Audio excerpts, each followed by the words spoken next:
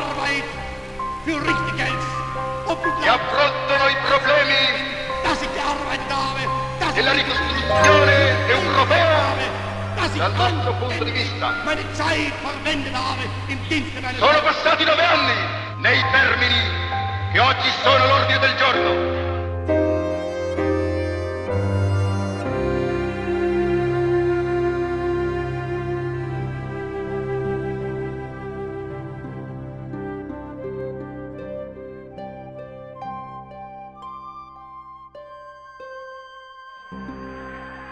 Corri alle armi e dimostra la tua tenacia, il tuo coraggio, il tuo valore.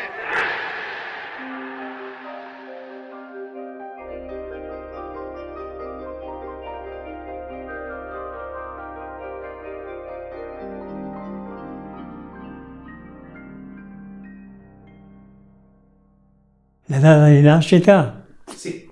Il 31 gennaio 1923. Sono nato. Io la mia infanzia l'ho passata in Francia, no? Andavo a scuola in Francia, andavo a scuola con mio fratello e gli amici che avevo là, vicino a Parigi. La città era? Gagny.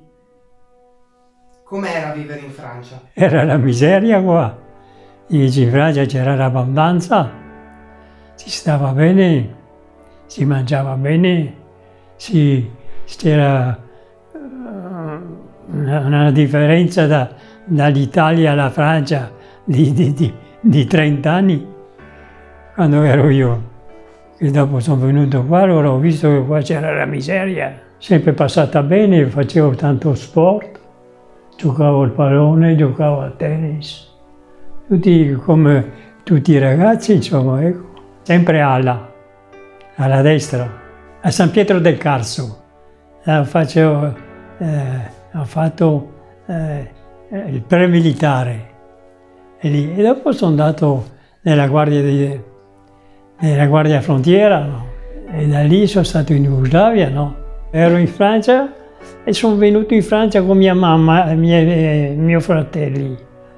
E dopo non abbiamo più potuto tornare perché non rinnovavano più il passaporto, perché dopo l'Italia ha dichiarato guerra, la roba politica, no? E allora sono rimasto io con mia mamma qua in Italia.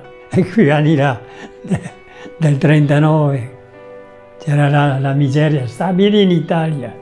In Francia si mangiava la cioccolata, si mangiava tante robe. E quasi a vedere col binocolo. Potete offrire al mondo panorami incantevoli. Quando è scoppiata la guerra, io ero militare a Tarvisio, nella provincia di Udine. Sì, ho fatto il militare, gli rastrellamenti in Jugoslavia, no? Cioè la guerra era, no? Non era mica come adesso, sai. C'erano i partigiani sloveni, no? Perché noi eravamo contro l'Jugoslavia, no? Ho pianto quella volta. E volevano condannarmi per diserzione. E ho sbagliato, ho perso i contatti, ti capisci? Fiancheggiavo il grosso, capisci? E quella volta andavo alla fucilazione, E insomma il comandante mi ha perdonato. O andare in campo di concentramento o andare con i tedeschi. E allora sono andato in campo di concentramento. E dopo sono venuto fuori volontario, perché o che te mori o che te scegli. Io ero prigioniero italiano. E dopo c'era una rete che divideva, che c'era di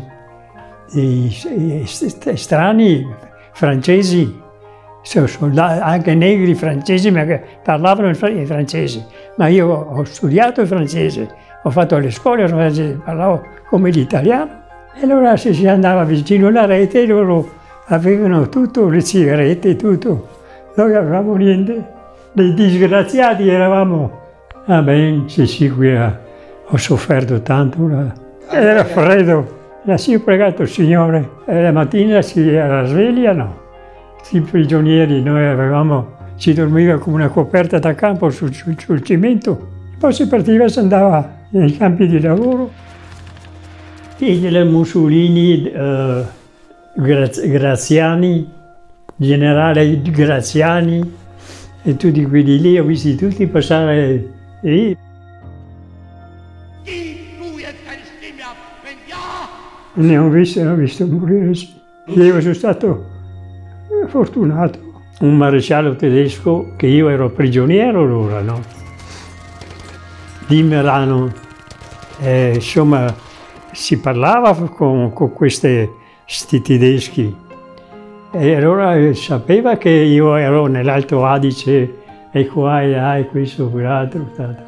E pensa te, che è andato in licenza, è andato da mia mamma a Brunico, gli ha dato un pacco di roba da mangiare e me l'ha portata su. È un italiano, da Brunico, un disgraziato, un friulano, che ha dato le sigarette e non mi ha portato niente.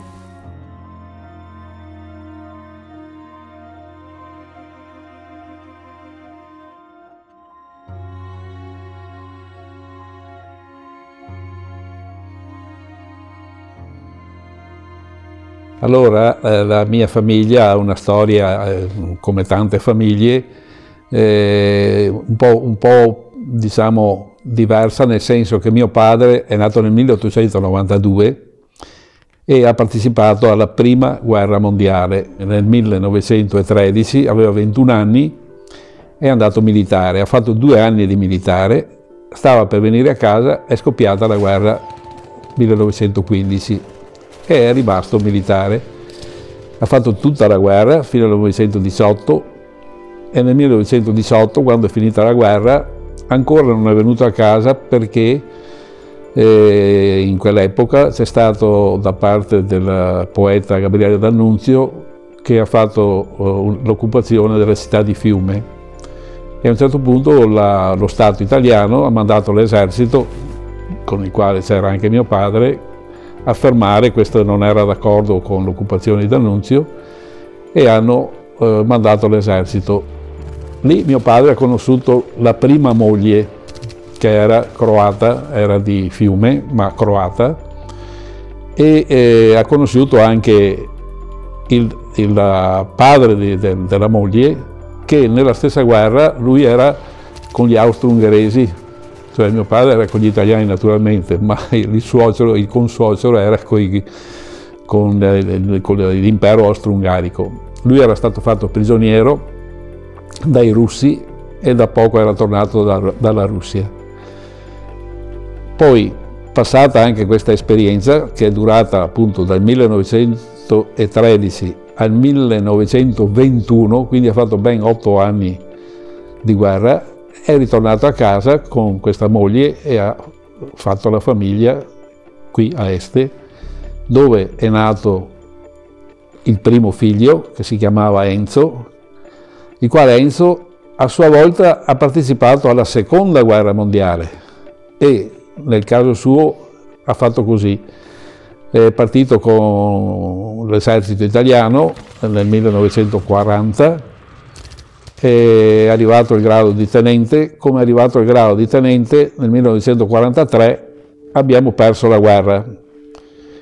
Perso la guerra, lui non volendo andare contro gli italiani, che c'è stata la Repubblica Sociale di Salò e lui non voleva partecipare, è andato in ex Jugoslavia a quel tempo e lì ha partecipato per un po' di mesi alla guerra partigiana che c'era in quel momento nella ex Jugoslavia. Poi con un colpo di fortuna è riuscito con un aereo a essere trasportato a Bari e nel 1944 è andato a Bari, che era stata nel frattempo liberata dagli inglesi, da quella parte c'erano gli inglesi, e è stato associato, è diventato soldato dell'esercito inglese e ha finito la guerra a sua volta con gli inglesi. Praticamente è partito come italiano, poi ha fatto una parte partigiano e alla fine con gli inglesi.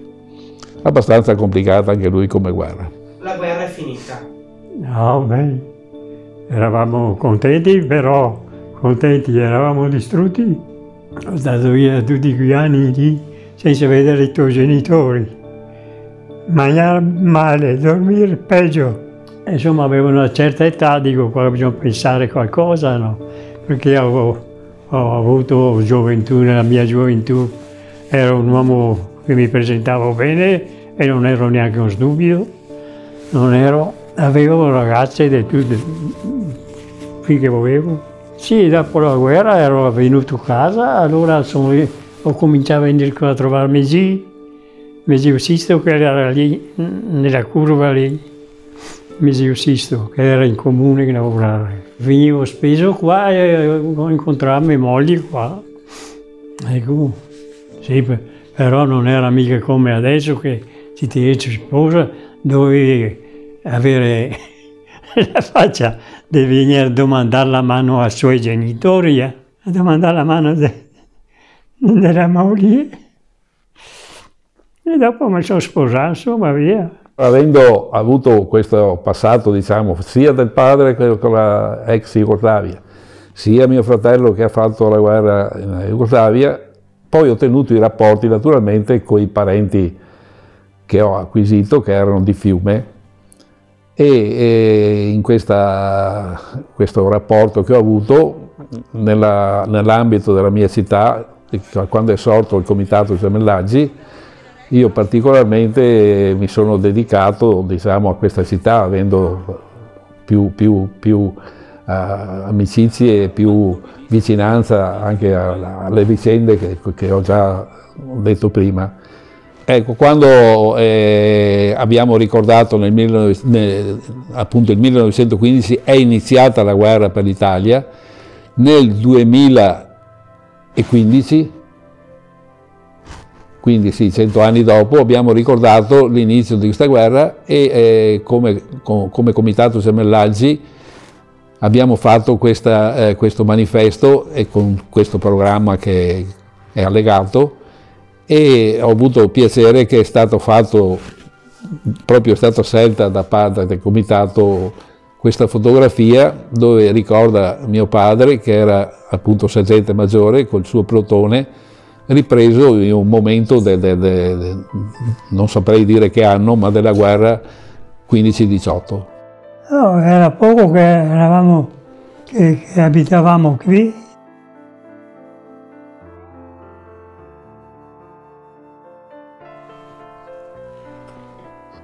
E questa qui è nella casa dove abitiamo tuttora. E questo portico qua è una campagna grande e avevano le bestie, avevano un sacco di roba, ecco. E questa qua l'abbiamo fatta dalla segheria vecchia dove eravamo, che hanno costruito quella nuova, e abbiamo fatto un festino e abbiamo fatto una foto nella segheria nuova, perché questa è solo una piccola parte della segheria, per era enorme. E poi c'è il laghetto dove andava dentro i tronchi, dopo si schiacciava un bottone e venivano su una catena e si presentavano davanti a queste macchine qua, che ce n'avevamo 3, ce n'era di queste qua. E poi dopo c'era il folgater, quello che 6-7 lame faceva un tronco alla volta. Questa è la casa dove abitiamo tutti ora e eravamo cominciato a ristrutturarla. Abbiamo messo il riscaldamento, rimodellato un po' il caminetto, tutto lì insomma. E abitiamo ancora qui, in questa stanza qui. Questa è mia moglie, che lei abitava in questa casa qui. Abitava. Ecco, l'ho sposata, poi siamo andati a Brunico. Poi a Brunico abbiamo costruito questa casa qua. Ho costruito questa casa qua, che l'abbiamo tuttora. Era ancora in costruzione qua. Ecco, ho fatto qui una ventina d'anni qua. L'abbiamo fatta da mia figlia, a casa da mia figlia e i miei nipoti. E questa qua è la foto che i miei genitori hanno fatto le nozze d'oro con questa coppia qua. Questa è da San Vitale, però non ci sono più. Mia mamma e mio papà. Sì, questa è mia figlia, questo è mio figlio, gli piace girare, erano gente che era a Parigi qua. Sì. Era a Parigi, erano a Brunico, poi sono venuti qua e ha costruito la sua casa qua, mia figlia. E mio figlio era a Brunico e si è trasferito qua. Questa è una fotografia fatta dopo la guerra, qui a Este. Questa è la ex casa del Fascio che era a Este e hanno ricordato, in questa fotografia hanno ricordato i reduci della guerra in Etiopia, la guerra in Etiopia. È stato un ricordo, hanno fatto un raduno, i reduci sono i 3 che ci sono qui sotto, che si vedono. Ero in affitto, io sono vicino sotto il bosco, là avevo una villetta sola e eravamo con tutta la nostra famiglia, eravamo in questa casa, questa casa. Però dopo ho cominciato a lavorare. Allora lavoravo su la ditta Coleoni, che era una ditta enorme, tutto nel legname. E insomma ho trovato il direttore, tutti mi volevano bene, perché era un ragazzo presentabile, un ragazzo che parlava, che ragionava, non di quei tirapiela, era un uomo, una persona seria io. E allora dopo il direttore, era 100 operai che lavorava lì. Il direttore mi vedeva, mi voleva bene, dopo il principale anche, però a me gli aveva una simpatia. Allora una volta hanno costruito la segheria più moderna d'Europa. Mi hanno mandato in Germania, perché ero un ragazzo, io avevo viste, io capivo le robe, non ero di quei bauchi, capivo tutto. Mi hanno mandato in Germania e sono stato 15 giorni la prima volta. È tutto pagato, dormire, mangiare, bere, tutto, il ristorante, tutto. C'era il figlio del principale che era lì, buongiorno signor Cesare, buongiorno Bruno, venga qui. Mi ha detto, gli piacerebbe mica lavorare in officina lei? Oh, senta signor Cesare, è sempre stata la mia passione l'officina, dico, però non sono mai stato fortunato nella mia vita. Prende la sua roba, entra in officina. E poi sono diventato un piccolo re. La casa di Brunico, che l'ha costruita lei? Sì, io ho pagato, ma io ho ordinato, sì. Io ho pagato. Lei ha fatto anche un film? Sì, il film del lavoro. Sì, ho fatto il film girato una settimana, tutta la fabbrica. Io. E l'officina è come ci fa lavorare, a fare i denti, schiacciarli, riportare con la stelite, saldare, tutto. Ho fatto io in fabbrica. Dove che l'ho fatto? Mi ricordo, ma non mi ricordo più. Eravamo nello studio. Che ho fatto il Presidente della Repubblica. Esatto. Ah, ma non mi ricordo più adesso. Com'ero? Beh, che andavamo a funghi, si camminava 5, 6, 7 ore, sempre sulle montagne. il sabato e la domenica, e noi si veniva a casa con una gerla di funghi, di porcini, e subito andavamo a venderli e li pagavano bene. Sì, sì, i funghi e dopo il bosco, tagliare bosco subito dopo la guerra. Tagliare bosco si mangiava polenta fatta sui bracci, sulle bronze là. E prima si andava su, si faceva 8 chilometri di montagna con la bici. E poi 1 ora e mezza di cammino per andare a dove c'è il bosco da tagliare. E si mangiava su una socca, così c'era un buco, si faceva fuoco, si brustolava la polenta, si mangiava e si faceva 8-10 ore sempre in montagna.